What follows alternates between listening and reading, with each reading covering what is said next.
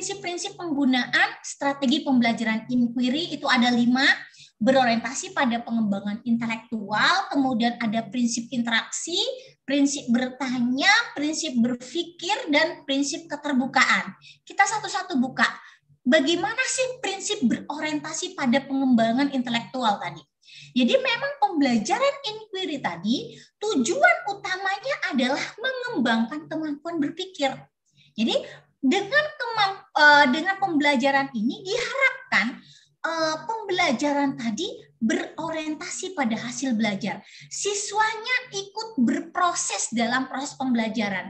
Siswanya mencari pemahaman, membentuk pemahamannya sendiri dari proses-proses penyelidikan. Jadi memang mereka dituntut untuk berpikir gitu. Jadi sehingga pengembangan intelektualnya itu terjadi. Nah, jadi bukan kita memberikan, oh ini loh sifat-sifat air, 1 seperti ini, 2 seperti ini, 3 seperti ini. Tidak, tapi mereka akan melakukan proses penyelidikan untuk membuktikan. Yang pertama, sifat air yang pertama, menempati ruang, menempati wadahnya. Ditaruh di mangkok, bentuknya seperti mangkok. Ditaruh di botol, bentuknya menyerupai botol, dan seterusnya. Mereka akan bisa menyimpulkan sendiri, oh ternyata seperti ini, kegunaannya nanti akan seperti apa dalam kehidupan nyata.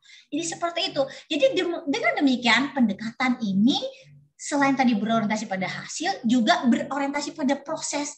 Proses belajarnya itu penting. Jadi kita tidak dikejar-kejar dengan target kurikulum. Ingat Bapak Ibu, di kurikulum Merdeka kita tidak lagi dituntut untuk dikejar-kejar target kurikulum.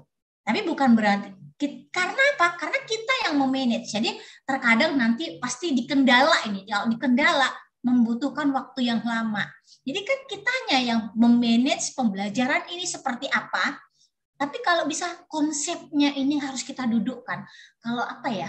Kalau dalam pembelajaran itu memang betul-betul konsepnya didudukkan terlebih dahulu. Jadi pemahaman siswa tadi tentang konsep itu tidak miss seperti itu. Jadi dengan adanya penyelidikan mereka bisa membuktikannya itu untuk mendudukkan konsep itu akan lebih mudah. Jadi seperti itu. Oke, prinsip yang kedua itu adalah prinsip interaksi.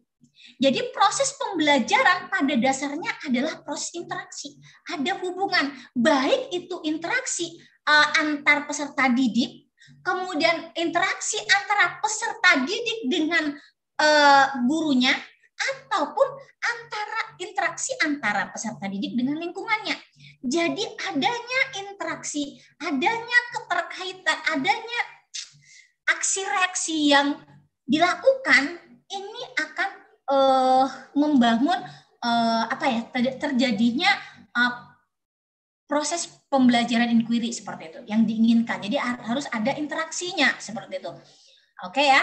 Jadi tidak hanya interaksi antara guru dan siswa. Apalagi kalau kita yang konvensional seperti kita saat ini nih, saya nyerocos saja tanpa saya membiarkan Bapak Ibu untuk berpendapat atau seperti apa. Tapi nanti ada waktu sesi diskusinya, jadi seperti itu. Oke, baik. Untuk prinsip yang ketiga, yaitu adalah prinsip bertanya. Jadi Bapak Ibu dalam pembelajaran inquiry tadi memang fungsinya kita itu adalah sebagai fasilitator. Jadi kita bukannya satu-satunya sumber belajar bagi peserta didik. Kita hanya salah satu dari sekian banyak sumber belajar yang bisa dimanfaatkan oleh peserta didik. Jadi kita hanya fasilitator, mempermudah saja. Peran gurunya dalam pendekatan pembelajaran inquiry ini adalah sebagai penanya. Ya, kita membantu mereka dengan cara memberikan pertanyaan-pertanyaan stimulus. Jadi supaya mereka bisa berpikir nih, oh seperti apa nih? Jadi kita memancingnya dengan beberapa pertanyaan. Inilah yang kita sebut dengan prinsip bertanya. Jadi kita sebagai guru, sebagai fasilitator dalam pelaksanaan pembelajaran inquiry, kita harus bisa memberikan atau memancing siswa untuk melakukan penyelidikan itu dengan bantuan pertanyaan-pertanyaan seperti itu. Ya, jadi kemampuan peserta didik untuk menjawab setiap pertanyaan pada dasarnya sudah merupakan bagian dari proses berpikir. Jadi siswa tadi nanti akan dengan kita bantu dengan pertanyaan-pertanyaan, mereka akan menjawab pertanyaan tersebut dengan aktivitas-aktivitas penyelidikan yang mereka lakukan. Jadi seperti kalau kita melakukan refleksi, kita kan membantu siswa juga dalam melakukan refleksi dengan cara memberikan pertanyaan. Sama, kegiatan model pembelajaran inquiry juga seperti itu. Ada prinsip bertanya. Kita berfungsi memberikan pertanyaan kepada mereka, memancing, menstimulus mereka dengan memberikan pertanyaan tadi.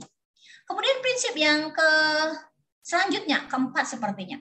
Jadi belajar bukan hanya mengingat fakta. Jadi prinsip yang keempat ini adalah prinsip belajar untuk berpikir. Jadi belajar tadi bukan hanya sekedar mengingat sejumlah fakta, tetapi belajar adalah sebuah proses, ya, proses berpikir. Jadi kita tidak harus kalau dulu dosa pendidikan yang dosa dalam mengajar yang sering saya lakukan dulu, saya sering kali mengedrill siswa. Baik itu ngedrill untuk ngafalin kali-kali, baik itu ngedrill untuk ngapalin rumus, karena menurut saya sepengetahuan saya dulu ya tadi sistem drill ya salah satu dari sebagai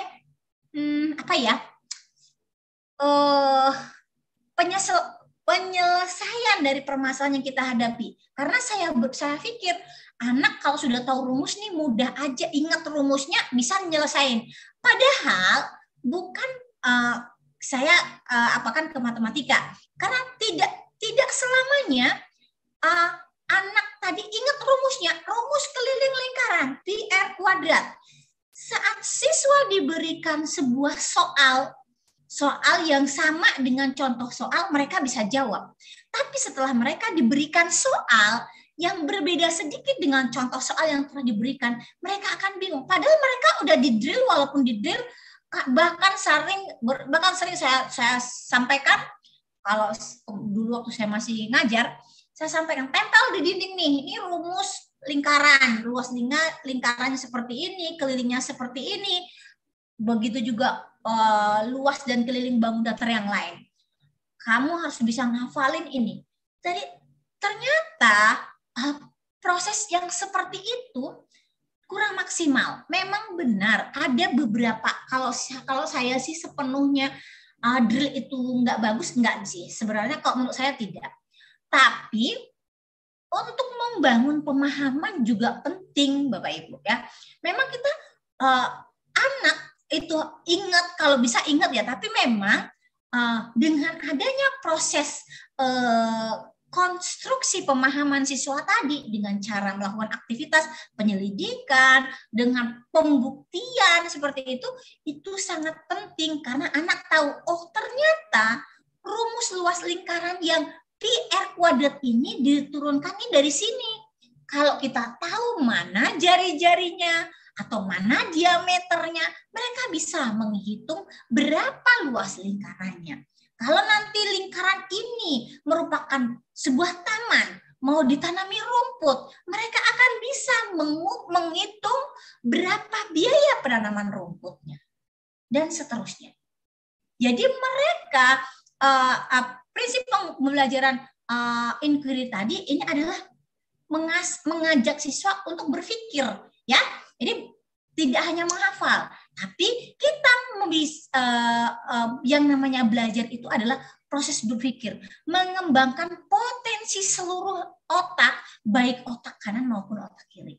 Jadi kedua belahan otak itu harus berkembang secara seimbang seperti itu.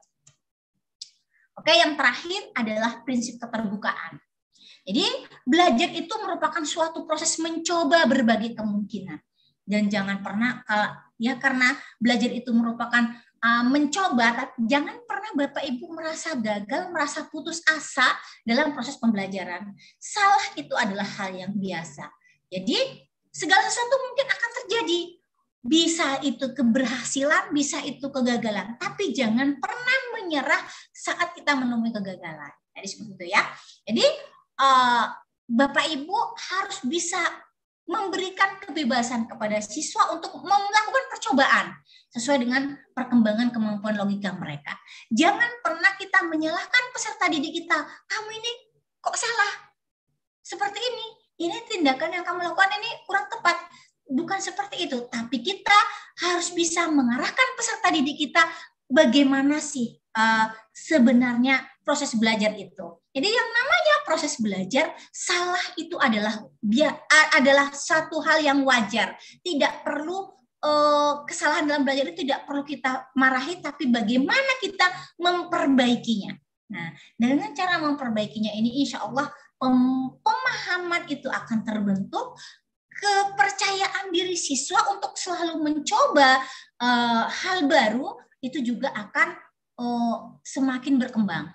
Karena ya pastinya kalau kita tidak terbiasa menggunakan pembelajaran inquiry tadi, siswanya juga nanti mungkin di awal-awal pastinya vakum. Karena mereka sudah terbiasa kita yang nyerotos di depan, mereka cuma mendengar hanya transfer ke knowledge aja gitu. Apa yang ada di kepala kita transfer aja ke mereka. Tapi mereka tidak tahu kenapa ini dari mana, bagaimana, dan seperti apa nantinya. Nah, seperti itu ya.